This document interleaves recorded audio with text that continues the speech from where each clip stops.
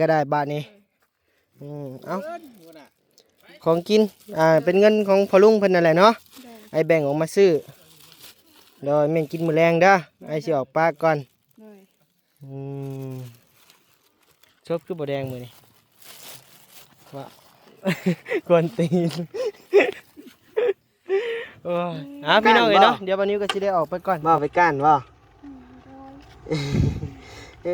ลูกเรามารยาทดีเป็นยังน่ะนางฮะสักก้นเป็นไข่สักก้นเอ้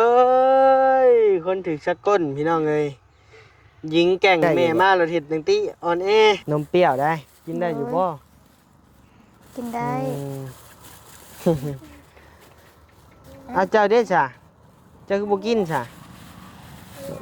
บ่ยากเอาให้แม่โอ้สั่งเป็นพี่น้องเลยโดยได้เฮ็ดกินติไผแกงนี่อีนางขวัญเฮ้ยนี่โอ้ยกล้ากินน้ำอยู่บ่แหละแกงเฮ็ดซ้ำบาดนี้ไผสิกล้ากินน้ำโตบาดนี้เฮามาก็มาฮะมาคำป้อมหยวกกันให้เจ็บท้องอยู่แล้วบาดนี้ใส่เบิ่งไอ้บ่เคยกินจักเทื่อใดมันกินแนวใดมันดีเจ็บคอมันดีเจ็บคอดีวัดมันดีไอนะบ่ส้มเอาไปดองเราสิเบิ่งแต่ก็เจ็บท้องคือเก่าบ่ดีเจ็บกินไปมันหวานใช้กินมึงดูยำมาเลยใช้เลี้ยวกล้องง่ายใช้น้ำตาคือไรน่ะบ่ใช้ยำมาเลยเช็ดมันหวานใช้อีหล่าได้สัตว์แพงนี่แม่พี่น้องเลยเนาะอาจจะเห็นเหมือนเป็นแพงกันพี่น้องเลยใช้น้องได้แพงเอื้อยมึงดู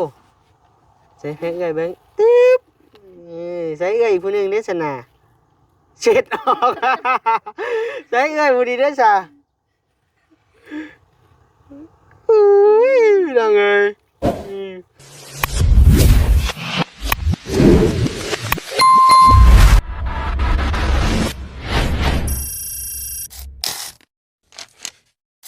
เหม็นเลยอย่างเงี้ย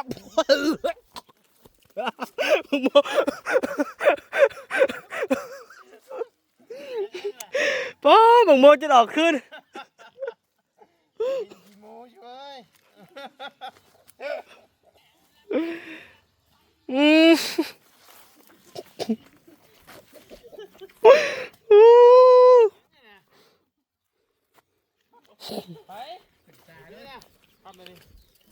เอาถ่ายคลิปอยู่ถ่ายคลิปอันนั้นไงโอ้น่าแหละตาดำไปไอ้ก็ได้บาทนี้เอาของกินเป็นเงินของพ่อลุงเพิ่นนั่นแหละเนาะไอแบ่งออกมาซื้อโดยแม่งกินมื้อแรงเด้อไอสิออกปากก่อนชอบคือบ่แดงมื้อนี้ว่ากวนตีนพี่น้องเอ้ยเนาะเดี๋ยววันนี้ก็สิได้ออกไปก่อนออกไปหาเบิ่งทางนอกๆพุ่นแหละพี่น้องเอ้ยเนาะใช่สิว่าน้ำกันอย่างนี้ไอ้ก็ได้ต้นไม้เลยสมัยนี้พี่น้องป๊บเมื่อกี้นี่นะบวยได้เย็ดจะเกลือได้บรรณาทั้งเป้าตัวไหนไปเมื่อกี้ไปปล่อยน่ะเด้พูนบ่ไอ้เงาโบเมนไปได้แต่ย่างน้ำก้นมันตั้มตึงเลยหักขึ้นแตก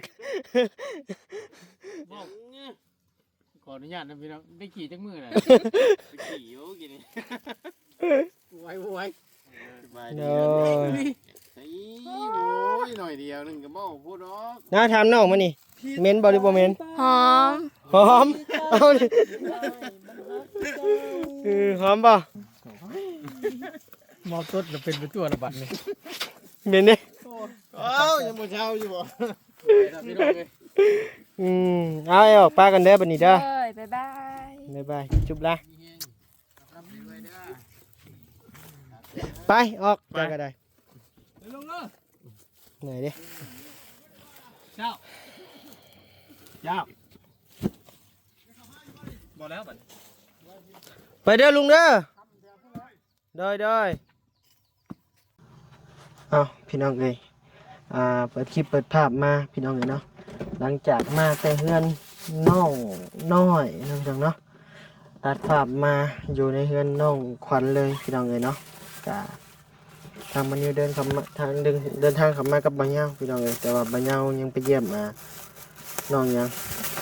น้องลอยน้องล้อบ่น้องลอยอย่างนี้แหละพี่น้องเอ้ยที่ว่าเพิ่นได้รับข่าวร้ายเนาะพี่น้องเนาะว่าน้องสาวเพิ่นบ่เตียงเอาไปปัวแหละมันปัวอันทำหมอเพิ่นบ่รับปัวว่าซั่นเนาะอยู่ห้องหมอนั่นแต่ว่ามีวิธีทางปัวบ่หรือใดๆก็ยังบ่ฮู้เนาะพี่น้องเนาะสบายดีนางโดยใส่พ่อแม่จะได้ซะ แม่กำลังลงมา โอ้พ่อได้ซะ พ่อบ่ได้มาพ่อแบกที่แบกบ้าน พ่อแม่บ้านเจ้าบ้านพ่อเองบ่ โดย อยู่ซิโนบ่เอ้ย บ้านดงพายุ โนนพายุโอ้อันนั้นบ่เสือสีดำบ่แม่เจ้า โดย เออใส่อีนางเป็นหยังคือติดหัวติดหางแท้มื้อนี้ ไป เป็นไข่โอ้พากันกินนี่บ่นี่ โดย หมากหยังอันนี่ มาคำป้อม ขามป้อม โดย โอ้โดยป้าพานะบ่าวมานั่งบ่แจ้งพี่ป้าคอนไม้จังนี่ป้าใช้น้องชายเจ้านางโอ้สวัสดีบางหามจับมากระทุนอีกมื้อนี้ไปยิงยังไปก้านบ่ไปก้านบ่ โดย ลูกเรามารยาทดี เป็นหยังน่ะนาง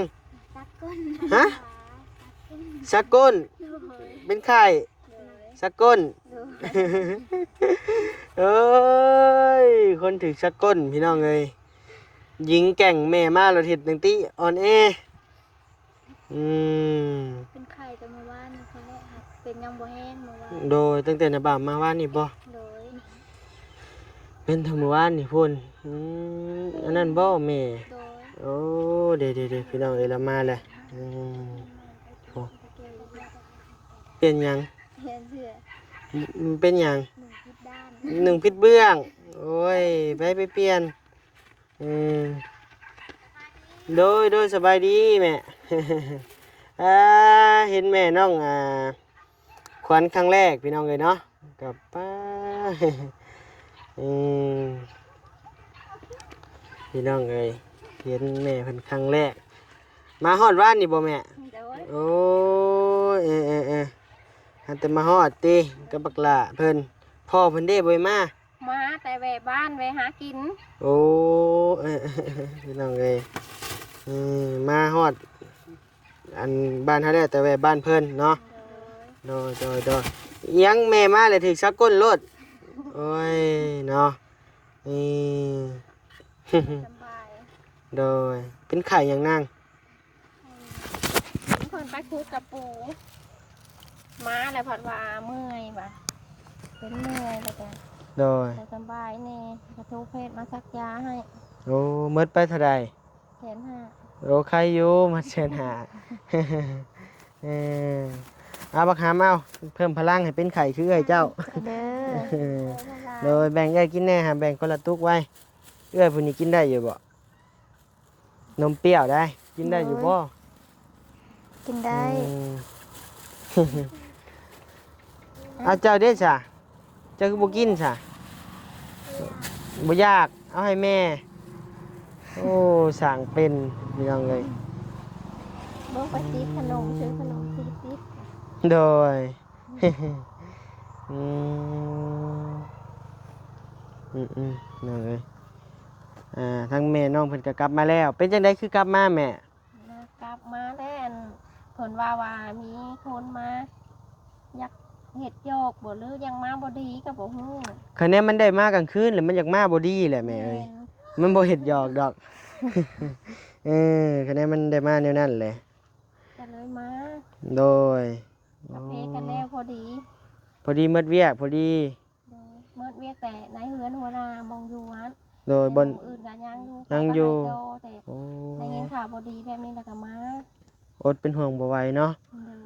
ย ก็เลยเดินทางมา อืมแม่ไปฮอดเดือนบ่ เดินไป เดือนปลายขออนุญาตนำแม่ได้เงินเก็บกลับมาได้จักล้าน เดี๋ยวเหลือค่ารถค่าล้างกับ5 ล้าน โอ้ใครอยู่พี่น้องเอ้ยเพราะว่าอยู่พุ่นนี่โลหนึงเพิ่นให้เท่าใดก็เก็บนะ 3,000 โล 3,000เนาะหาล้านเหลือค่ารถค่าล่างมา เหลือค่ารถค่าล้างเหลือซื้ออยู่ซื้อกินแต่ละมื้อ โดยกะไปไกลปานนั้นมันก็บ่คุ้มแล้วพี่น้องเอ้ยเวลาเกือบเดือนหนึงเหลือเงินเก็บมาหาล้าน บ่อยากคุ้มแม่เนาะ สิเฮ็ดจังได๋มันได้จำนั้นก็เอา โดยใช้ยับใกล้ๆกันมึงดูคืออันนั้นกันแทะรู้สึกว่าอยากห่างๆเป็นยังไงบ้างหามมาพ่อเอื้อยดีใจอยู่บ่ ใจ บ่ดีใจปานใดเลยเนาะมาพ่อเอื้อยรถเอื้อยไข่ซ้ำหักยอมหับได้เก่งเฮายอมหับอยู่ลูกเจ้าเก่งแฮงยอมหับอยู่เพราะว่าแต่ละมื้อเฮามาเยี่ยมนะเดี๋ยวถามเพิ่นอยู่ไสนี่พูนอยู่ป่าพูน บ่ได้อยู่เฮือนละโอ้พี่น้องเอ้ย ฉันเมื่อ ฉันแม่เอิ้นแล้ว แม่เอ้ยแล้ว เอานมนี่อะมาปัดน้องกินเด้อ โอ้หลานบ่ผู้นี่ หลานลูกน้องสาว โอ้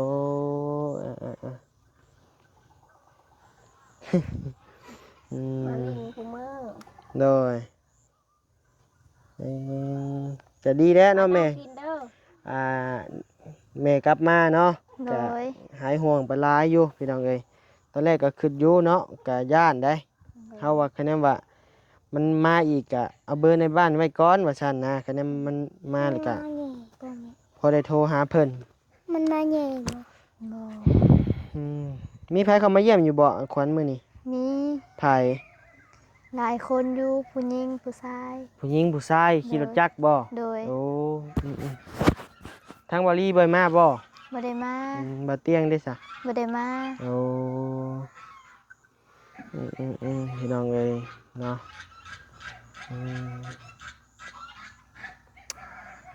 เมื่อสักยาไปเมื่อ150,000 โดย นางดีใจอยู่บ่แม่มา ดีใจ พี่น้องเอ้ยบรรยากาศหาแต่เห็นแม่เพิ่นเป็นครั้งแรกนะพี่น้องเนาะ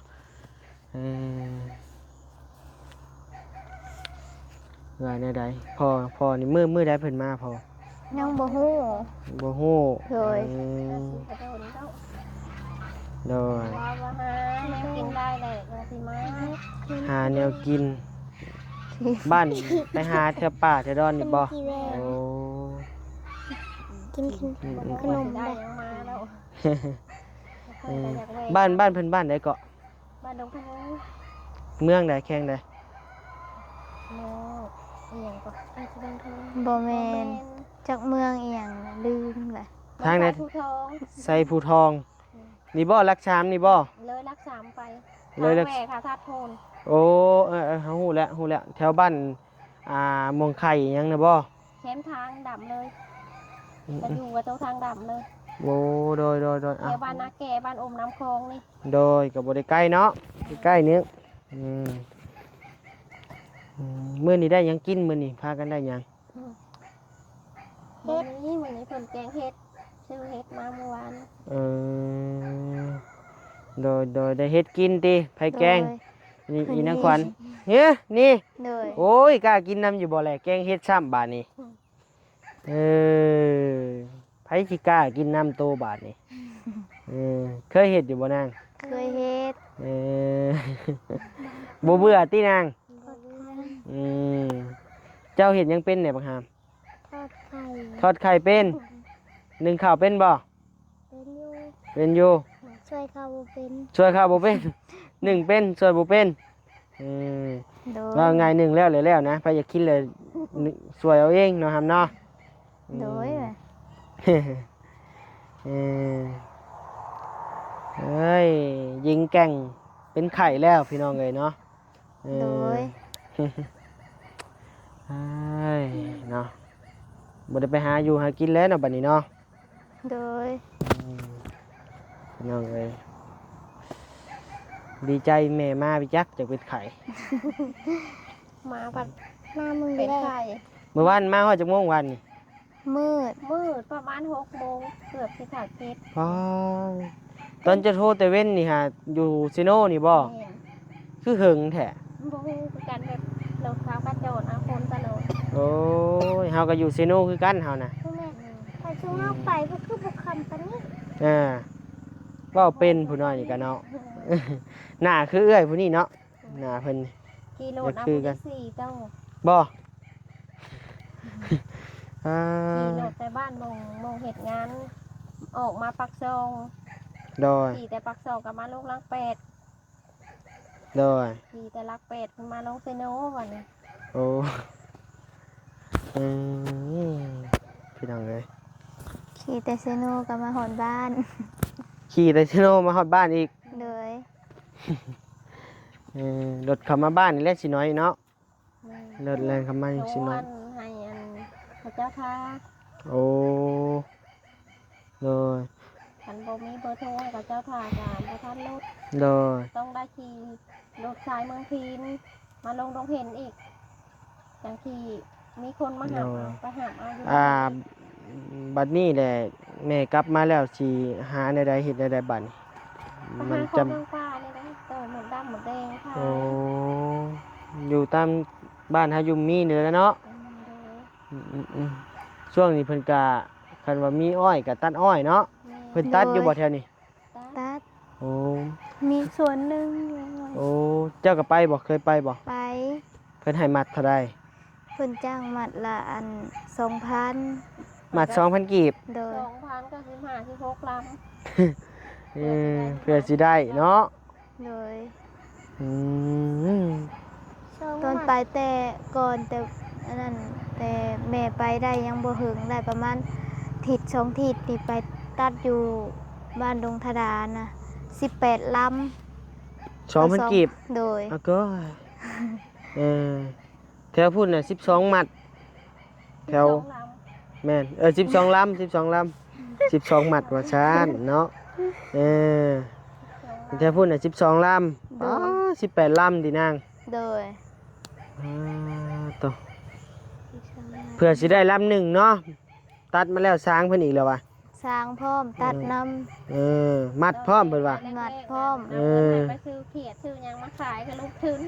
ลูกแต่ละอย่าง เออ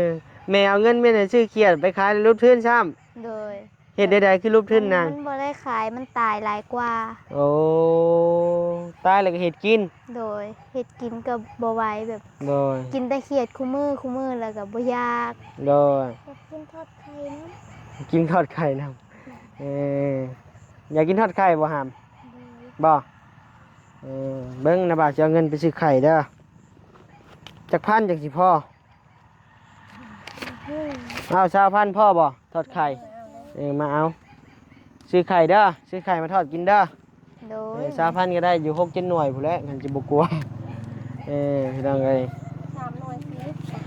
แม่เอาเงินให้ลงทุนเท่าใดมื้อน่ะ ให้300,000 300,000 โดย จักมื้อเกลี้ยงตับ ส่งมือ 2 มื้อ เอ้ยพี่น้องเอ้ย2 มื้อเกลี้ยงตับเราเฮ็ด โดยซื้อมากับบ่ได้ขายได้ขาย 2-3 คู่แล้วก็เหลือมา มันก็ตายจนหมด โดยคือว่าแลเขียดเพิ่นหักขามันเจ็บเนาะ โดย มันก็ตายวันช่วงนั้นผัดคนขายก็หลาย นี่แม่เฮาสิแนะนำเด้อเจ้ามีรถจักรบ่ บ่มี รถถีบไฟฟ้า มี ไฟฟ้าน่ะมีก็เป็น ไปเฮียนเนาะ โดย คะแนนว่ามีรถจักรนี่เจ้าเฮ็ดไปซื้อหับเครื่องใส่เฮ็ดเป็นตลาดน้อยจะเห็นบ่หลอกขายกำไรหลายได้เสบักน้อยๆนี่ว้ายเอ้าพี่เหลือจัก ไปอยู่ บ่อย่ามันดอกขายตลาดน้อยก็ดีอยู่เพราะว่าเฮาไปหับ3 ถุง10เนาะเอามาขายถุงละ10ถุงละ5ก็ได้กำไรอยู่เห็นเพิ่นขายได้พี่น้องเอ้ย โดย อีนางบ่ซั่นก็หาบเลาะขายตามบ้านก็บ่ได้อีกเนาะมันน้อยเนาะ โดย หาบต้องมีรถจังได้บัดนี้น้องมีอยู่รถ ฟ้ากับน้องขี่ไปโรงเรียนพี่น้องเอ้ยอย่ามันห้ามอย่ามันปลามันโลดมันเห่าบ่มันเมื่อยมันก็เศร้าดอก ในข้าวแก้ว นี่พี่น้องเอ้ยไข่แน่แล้วบ่นางเป็นไข่เป็นไง ไข่แน่แล้ว โดยมื้ออื่นไปโรงเรียนบ่นาง บ่ผัก2ทิศ ผัก2ทิศผักเฮียนหนึ่งโดย ผักบ่ผัก เจ้าก็เฮียนบ่หาม โดย มีแต่เอื้อยบ่ได้เฮียน ไปเก็บกาแฟนะแม่คันไปไกลแล้วก็เพิ่นก็ไปนะแม่แล้วก็ไปเฮียน โอ้ มาแล้วก็ไปโรงเรียน โดย โรงเรียนก็คือว่าเนี่ยดื้อแล้วก็บ่ได้เฮียนหมู่พาดื้อแล้วก็ดื้อน้ำหมู่เลย คันเฮียนนครเฮาป .4 ป .4 บ่นี่นะเราบางส่วนให้ระบ่าวพังมึงดูหามบางซองไป จักจ้ำ เป็นอยู่บ่หามไปเราบ้างซองได้อาชีพ10,000นี่ไปนี่นี่เอาเราแม่ เราบ่เป็นซ้ำ เออ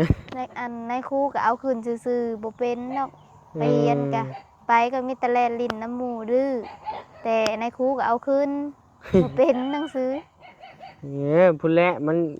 ป .1 ป .2 ป .3 นี่บ่เป็นดอกพุ่นแหละป .5 ม .1 พุ่นแหละจังสิเป็นหนังสือ โดย ขึ้นมอแล้วบ่เป็นบ่ได้ติเจ้าเพิ่นอ่านให้จดบัดนี้เพิ่นบ่ได้กายได้บัดนี้โอเคเนาะอ้ายก็แสดงความยินดีนำแม่กลับมาแล้วก็บ่มีหยังเป็นห่วงแล้วบัดนี้ โดย มื้อน่ะเพิ่นเล่าว่ามีคนบุกรุกเนาะ โดย เพิ่นมาก่อกวนพี่น้องเอ้ยคือวันนี้ได้เว้าไปในคลิปแรกนั่นแหละเพิ่นเป็นหุ้นในใดนางคนซำใด หุ่นน่ะก็โตหุ่นน่ะซ้ำเจ้านี่แล้ว แต่ เอา ว่า แล้ว ความสูงน่ะซ้ำเบายาว อ๋อคือว่าซ้ำบ่นิ้วเป๊ะนี่ห้วยอยากมีเรื่องอยู่ได้พี่น้องเอ้ยหุ้นสมัยนี่บ่ โดย ห่วยยาและเนาะพ่อแม่มาอยู่น้ำในกระบุมิดห่วงแหละพี่น้องเอ้ย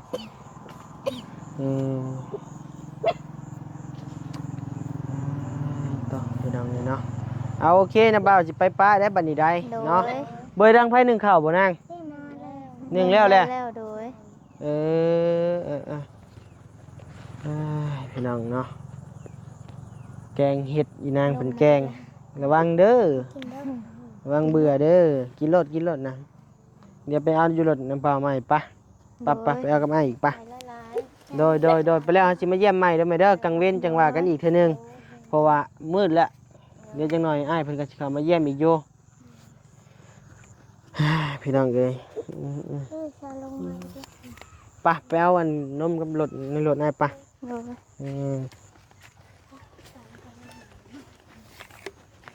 ไปทหาร มารถแล้วมารถครับ บ่เพิ่นถามหลาน โอ้ทำหลานบ่ โดย พักโคตรแรงมื้อนี่ หมดแล้วหมดแต่เว้นยัง ดีใจแห้งจนเป็นไข่เนาะ โดย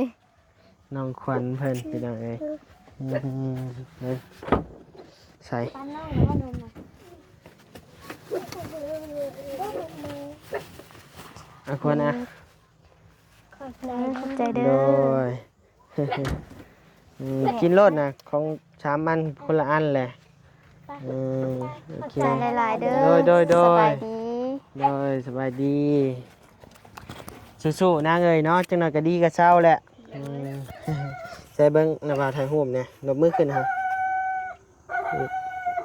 โอเค เจ้าก็บุคือแม่นางบ่แม่คือตุ้ยเจ้าคือจอยเจ๊บัดน้อยคือแม่ว่าซั่นแม่จะไปน้อยได้นางเอ้ยอันนั้นน่ะเอามามันเห่ายังเบิ้งเห่าพี่ช้างเอ้ยเห่ามาก็มาฮะมาคำป้อมหยวกกันให้เจ็บท้องอยู่แล้วบาดนี้ใส่เบิ้งไอ้บ่เคยกินจักเทื่อใดมันกินแนวใด มันดีเจ็บคอ มันดีเจ็บคอ ดีวัดมันดีไอนะ บ่ โดย ส้ม เอาไปดองเราซิมเบิ้ง แต่ก็เจ็บท้องคือเก่า โดย บ่ กินไปแล้ว ดีเจ็บกินไปมันหวาน โดย ใช้กินมึงดูย้ำ ยำมาเลยใช้เลี้ยวกล้องให้ใช้น้ำตาคือไรน่ะบ่ใช้ยำมาเลยเช็ดมันหวาน เวลาคือน้ำลายและหวาน บ่ โดย เอ้ามึงเดี๋ยวบ่าวสิลองเบิ่งซั่นนะเบิ่งเด้อพี่น้องเด้อ หวานเลย อ้า มันไปน้ำลายและหวาน บ่ได้หวานจังดีหำเอ้ยบ่ได้หวานจังดีเลยสมล้วน เอาไปกินกับแจ่ว ๆให้น้าบ่าวไปกินกับแจ่ว โดย โอ้ยเอาซั่นนะน้ำใจน้องเพิ่นให้พี่น้องเอ้ยมันนี่ก็หับไว้นะพี่น้องเนาะคือน้ำลายละหวานโอ้ยเมื่อยน้ำใจเด้บักหามเอ้ยบักหลาชื่อหยังหามไอ้ลืมถาม คืออม ออมแอม โดย แม่นบ่ โดย ชื่อแท้ๆก็ออมแอมบ่ ที่แท้ๆบาวบุญมี บ่าวบุญมี โดย ชื่อลินออมแอม โดย โอ้ ส่วนหลายออมแอมนี่อยากเป็นกระเทยเด้นางอ้ายว่าได้ อยากเป็นแบบออกสไตล์กระเทยได้ โดย อืม ให้เกี่ยวพ่อ ให้แจ่วพร้อม โอ้ยไผเฮ็ดแจ่ว แม่ แม่ โดย ไอ้คิดว่าเจ้าแล้วเจ้าเฮ็ดไอ้บ่ไว้ใจนะ น้องคือสูงกว่าเอื้อยเลยนะบ่นอนใช้แท้กันเบิ่งดูฮะเบิ่งป้า ซ้ำๆกันเลยพี่น้องเอ้ยเออ เพิ่น อันนี้ร้านเนาะขี้ดื้อคือหยังเนี่ยนี่ อันนี้ร้าน เออแพงน้องอยู่บ่นาง แพง หอมแก้มมึงดูเอามึงดูแพงเบิ่งให้เอื้อยแพงมึงดูหำเบิ่งให้เอื้อยแพงมึงดูบ่เห็นหน้ากันถึงเลยหั่นน่ะอุ้ยใส่อีหล่าเด้ซะแพงได้แม่เอ้ยพี่น้องเอ้ยเนาะอาจจะเห็นหมดเพิ่นแพงกันพี่น้องเอ้ยใส่น้องได้แพงเอื้อยมึงดูใส่แพงเอื้อยเบิ่งตึ๊บใส่เอื้อยผู้หนึงเด้ซะน่ะเช็ดออก ใส่เอื้อยผู้ดีเด้ซะอุ้ยพี่น้องเอ้ยใส่บ่กล้าเรียกซบบัดนี่ เอาโอเคสบายดีบ๊ายบายเนี่ยโดยบ๊ายบาย